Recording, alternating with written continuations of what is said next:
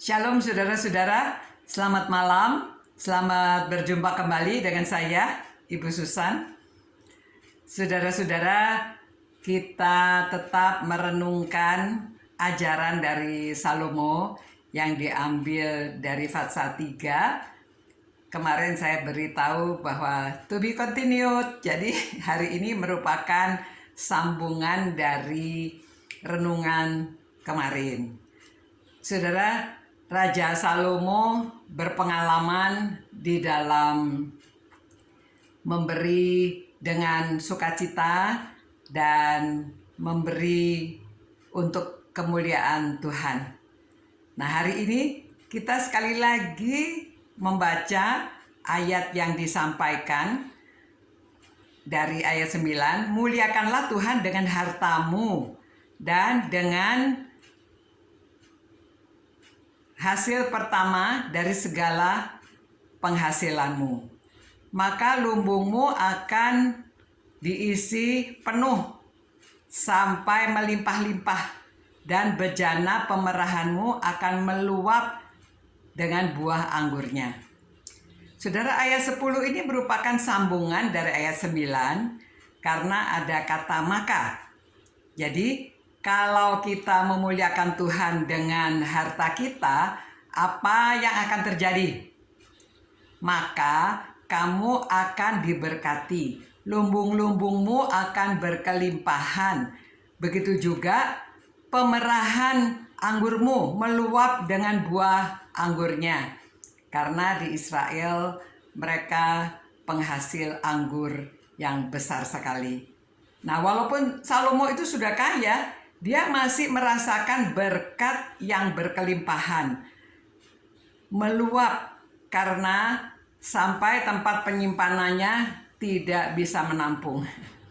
Saudara, berkelimpahan itu tidak harus menjadi orang kaya raya. Jika kita memiliki apa yang kita butuhkan, bahkan sebelum habis sudah ada lagi, makanan selalu ada, semua yang kita butuhkan itu selalu ada, maka itu sudah merupakan suatu kelimpahan, tidak pernah habis. Saudara, saya pernah ke Tiongkok dan saya heran karena menyuguhi teh dengan tempat sekecil ini. Saya kira ini mainan, ternyata sungguhan. Dan pada waktu saya berkunjung, mereka menyediakan tehnya. Ini tempatnya kecil, kita minum sekaligus sekian, penuh. Nah, pada waktu kita minum, setelah kita selesai minum, dituang lagi sampai berkelimpahan, sampai penuh. Dan begitu kita habis minum, tuan rumah atau nyonya rumah langsung menuangkan teh kembali. Nah, itu yang artinya berkelimpahan, tidak habis-habis, selalu ditambah lagi, ditambah lagi. Nah, saudara-saudara, jika kita tidak kikir untuk memberi persembahan kepada Tuhan, untuk memuliakan namanya, maksudnya jika kita menggunakan uang dengan bijaksana, 1/10 kita sisihkan untuk Tuhan, 9/10-nya untuk kita pakai sendiri, untuk keperluan kita, dan apa yang kita berikan kepada Tuhan, gereja mengatur. Ada untuk keperluan sehari-hari, untuk menolong orang, untuk program pendidikan, untuk penginjilan, ya, untuk sosial, segala sesuatu, saudara. Saya beri contoh bagaimana Tuhan memberi berkelimpahan, ya. Contohnya besan saya pernah bercerita, dia memberi kesaksian. Karena dia setia memberi perpuluhan, pernah istrinya marah-marah. Istrinya bilang, kamu ke gereja bisa kasih persembahan, saya kepengen beli sepatu, kamu gak bisa belikan. Suaminya gimana ya? Dia bilang, sudahlah, ini punya Tuhan, saya harus kembalikan. Kita lihat nanti kalau Tuhan berkati, kamu beli sepatu. Ternyata di dalam minggu itu, saudara, usaha dia, pekerjaan dia, dagangannya menghasilkan keuntungan yang banyak.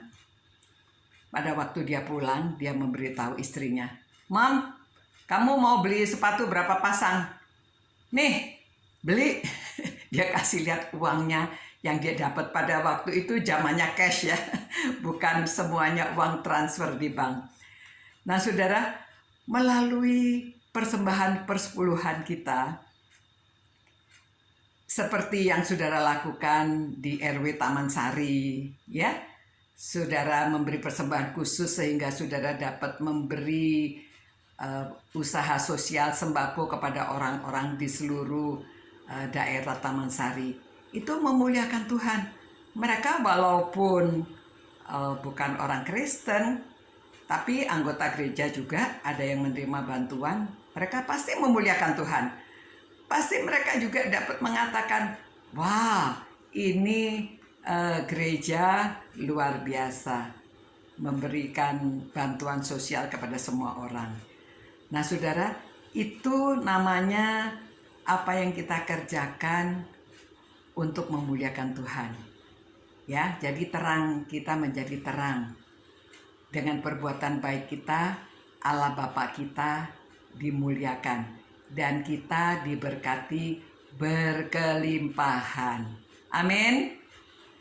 Sekian untuk malam hari ini. Nanti masih to be continued. Besok saya berikan kesaksian-kesaksian lain lagi, karena tanpa kesaksian mungkin apa yang kita sampaikan ini saudara mungkin ada yang ragu-ragu, ada yang belum mengerti. Sampai jumpa, selamat malam, Tuhan berkati, Tuhan jaga saudara. Nah, tetap sehat ya, sampai berjumpa besok.